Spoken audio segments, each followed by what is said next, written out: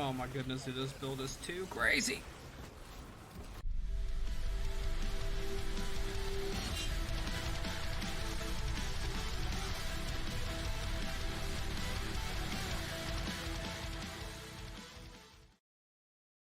What is going on, Guardians? Salty is back with another build video, and today we are giving Titans all of the love. I have never really been a fan of Titans since D2 came around. I mained a Titan in D1 a lot, and D2 came around, never really gave him a fair chance, so we are going to show them the love today, because I put together this Berserker build last night for Strand Titan, and I'm telling you right now, I was having way too much fun. Way too much fun. So we're going to go through the abilities, the aspects, and the fragments, give you a list of everything I have on the build. As usual, there will be a dim link down below, and then I'll go through and just let you know why I use what I use and why I chose and what they do for each other and how this build really shines. So for the abilities, I went with Towering Barricade and Strafe Lift. Strafe Lift was the lift that I felt I had the most control with. I wasn't really a fan of Catapult or High Lift. Frenzy Blade is the only melee option that we have, and Grapple Grenade. Now there are two other options you can choose here. I go with Grapple because I felt like it just works best with this build. And for the aspects, I went with Banner of War and Into the Fray. For the fragments, we went with Thread of Transmutation, Thread of Binding, Thread of Warding, and Thread of Fury.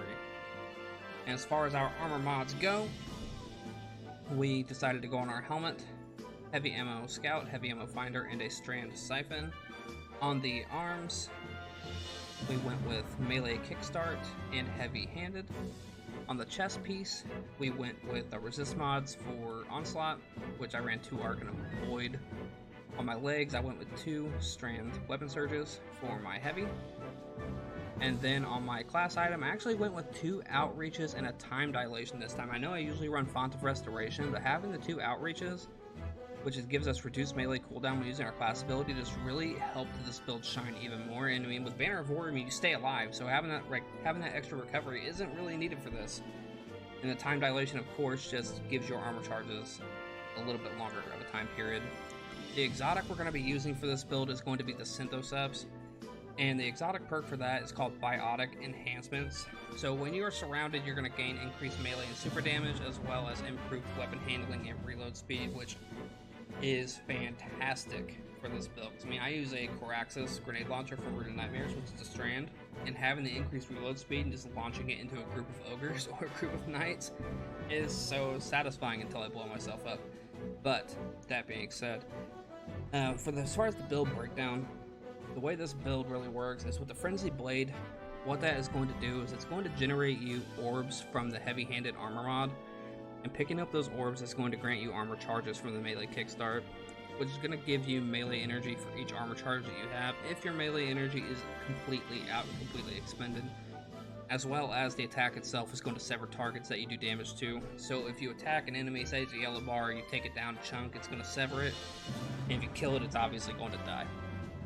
But targets that you attack, if you don't kill them right away, it will sever them.